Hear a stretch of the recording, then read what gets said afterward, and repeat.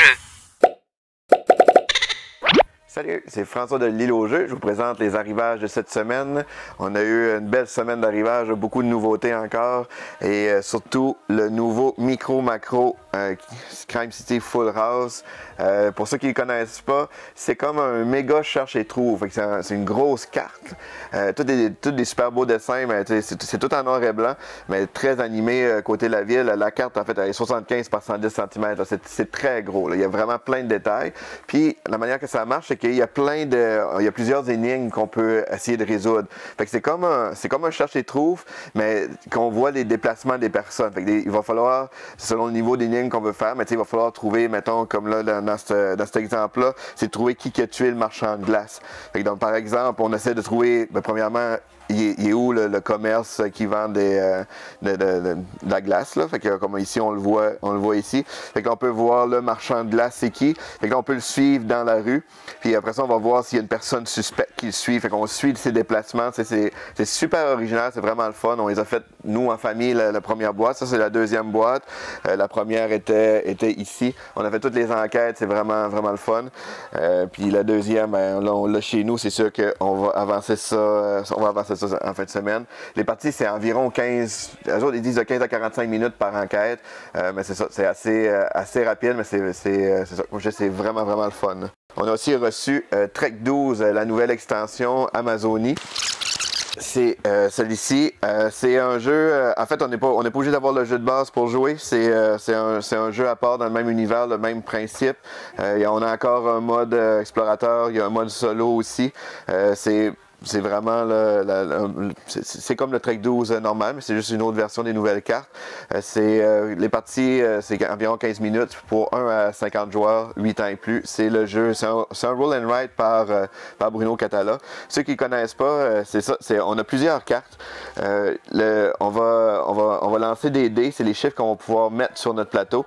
Puis l'idée, c'est d'essayer de faire des suites de chiffres croissants, essayer d'avoir les mêmes chiffres qui suivent pour avoir des points.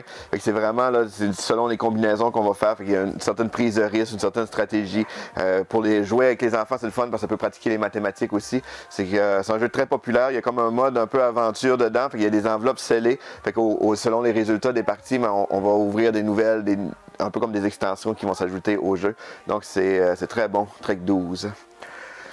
On enchaîne ensuite dans notre backstore, on a plusieurs nouveautés.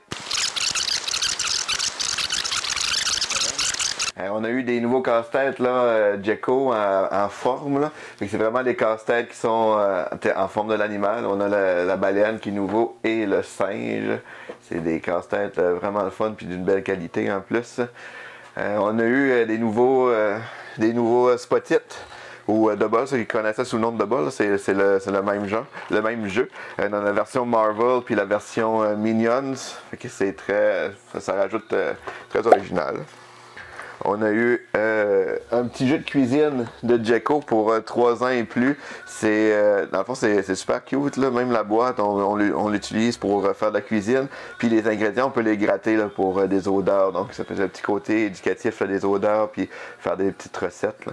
Fait que, comme d'habitude, Gecko, c'est toujours du matériel là, super, super beau. On a reçu des nouvelles broderies de diamants de Jacarou. Plusieurs de Noël. C'est parfait pour le temps des fêtes qui approche. On a le Père Noël, un genre de petit lutin. Il y a des petits hiboux aussi.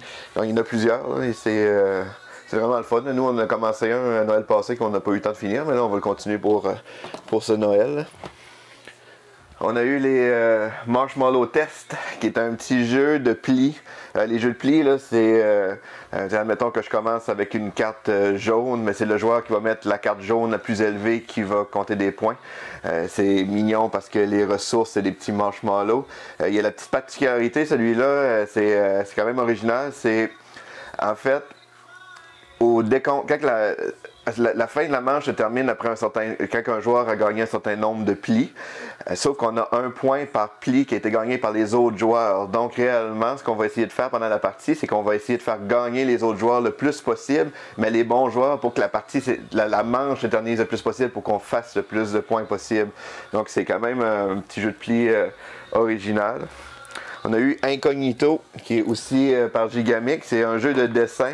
C'est un jeu fun aussi parce que c'est le genre de jeu qu'on peut, en fait, même si on n'a pas de talent de dessin, c'est vraiment fun. Faut juste être, c'est juste plus drôle réellement. Chaque joueur va avoir une carte. C'est comme mettons ici, on a une chaussette qui est dans une vallée préhistorique. Fait que non, il fait son dessin. Puis après ça, tout le monde fait ses dessins en même temps. Puis on va essayer de trouver un peu comme un genre de cherche et trouve dans les dessins de tous les joueurs pour essayer de trouver comme la fameuse chaussette. Parce que c'est juste l'objet qu'on va essayer de trouver. On voit pas le contexte comme tel. Fait qu'il faut vraiment le cacher. Puis un peu comme Dixit, on va avoir... on a le plus. Il faut qu'il y ait au moins une personne pour qu'on ait des points qui le devinent, mais moins qu'il y ait de personnes qui l'ont deviné, plus qu'on a de points. Fait qu'il faut être subtil, mais il faut que ce soit possible à le trouver. Donc c'est un beau jeu de party pour 3 à 6 joueurs. C'est les parties d'environ 20 minutes, puis 12 ans et plus. On a eu le nouveau jeu, les 100 jours de Rick et Morty. En fait, c'est un jeu un peu gestion de ressources, un peu d'attaque entre les joueurs. C'est toujours dans l'univers un peu fou de Rick. C'est 16 ans et plus, les parties de 30 à 45 minutes pour 2 à 4 joueurs. On a eu la nouvelle extension de Perdu dans l'espace. En fait, l'extension de Mystery House. L'extension s'appelle Perdu dans l'espace. Mystery House, c'est un jeu de style de jeu d'évasion. En fait, on joue dans la boîte. La boîte, c'est comme un genre de manoir. On met plusieurs petites languettes. On voit pas derrière la boîte, là, mais on met plusieurs petites languettes. Puis, il faut vraiment regarder des indices dans la boîte, puis au travers des fenêtres. Puis, plus qu'on avance, plus qu'on va enlever des languettes, puis plus qu'on va profondément dans la boîte. Là. Fait que ça fait une super belle ambiance. Moi, j'ai adoré ça. On jouait avec des lampes de poche à chacun de notre côté de la maison, puis on essayait de trouver les indices. C'est très original, c'est vraiment le fun. Fait que c'est la nouvelle extension pour ce jeu-là. La saison 2 de la trilogie, là, ça s'appelle maintenant la trilogie de Marie. La saison 1, c'était la trilogie Léopold. C'est aussi un jeu dans le style de jeu d'évasion. C'est un peu un mélange de jeu d'évasion et d'enquête. Ça fait penser un petit peu, pour ceux qui connaissent, les Unlock. Nous, on a fait la première saison là, c'est vraiment le fun. C'est plus sombre là, que mettons les Unlock. C'est vraiment un jeu d'enquête. Faut faire des décisions, choisir. C'est vraiment bien. Donc ça, c'est la nouvelle saison. C'est encore sous 3 boîtes.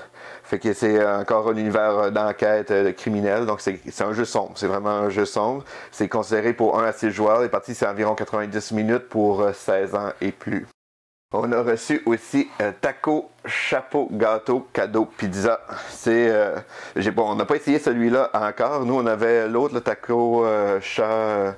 Je me souviens pas des mots, mais c'était le même principe. C'est un jeu super simple, mais qui brise le cerveau là, dans un certain sens. C'est qu'il va falloir tourner une nouvelle carte, rajouter une carte au centre, en disant à tour de rôle les mots dans cet ordre-là. Donc, je mets une carte, je vais dire taco. Manu met une carte, elle dit chapeau. Puis, si l'autre joueur, Loïc, mettons, il met une carte, il dit gâteau. À mon tour de nouveau, je mets une carte, je dis cadeau. Et ainsi de suite. On fait ça tout le temps à tour de rôle. Du moment que le mot qu'on dit correspond à la carte qu'on met, il faut se dépêcher à taper sur le dessus de la pile. C'est super simple, mais c'est vraiment drôle parce qu'on reste pris comme dans cette chaîne-là. C'est ça, c'est super le fun, simple. C'est pour 2 à 8 joueurs, les parties de 10 minutes pour 8 ans et plus. Taco. On a reçu aussi le nouveau jeu Godzilla Total War. C'est un jeu de bataille avec une grosse interaction entre les joueurs. C'est un jeu de cartes très simple. Puis vraiment, justement, qu'on se bat entre les joueurs, qu'on va chacun incarner un kaiju. C'est pour 3 à 12 joueurs. C'est le fun, c'est un jeu qui joue en très grand nombre de joueurs. 3 à 12 joueurs, des parties de 20 minutes pour 8 ans et plus. C'est Godzilla Total War. On a reçu aussi le tout nouveau Escape Quest Kids. C'est une série de livres d'énigmes. Il y en a surtout pour adultes. Il y en avait un autre qui était Kids aussi là, pour enfants. Ça, c'est le tout nouveau dans l'univers de magie. C'est un jeu d'aventure, un peu comme j'expliquais tantôt les jeux d'évasion, sous forme de livre. Fait qu'on on a une histoire, là, on a une histoire à suivre. Et selon les choix qu'on va faire, on va pouvoir avancer dans l'histoire. C'est considéré 7 ans et plus. C'est évidemment plus pour un joueur, ça prend environ 3 heures et plus à faire. Donc c'est Escape Quest Kid, le mystère à l'école des sorciers. On a reçu aussi le nouvel opus dans la série Négociateur prise otage. Négociateur, c'est un jeu principalement solo. On peut jouer à plusieurs joueurs, mais il est réellement conçu pour être solo. C'est un jeu à part qui peut être servi un peu comme une extension aussi, mais on peut avoir seulement cette boîte-là. Puis la boîte est surdimensionnée pour justement accueillir là, toutes les extensions qui sont déjà sorties. Fait qu'on peut tout mélanger ça ensemble. Fait comme je disais, c'est un jeu solo à la base. On peut jouer quand même à plusieurs joueurs, mais les parties sont environ 15 à 30 minutes, 14 ans et plus. Il va falloir, c'est ça, il faut négocier là, pour dans des prises d'otages, en choisissant les bonnes cartes. Il y a un peu de prise de risque. C'est un jeu très apprécié là, dans l'univers des jeux solo.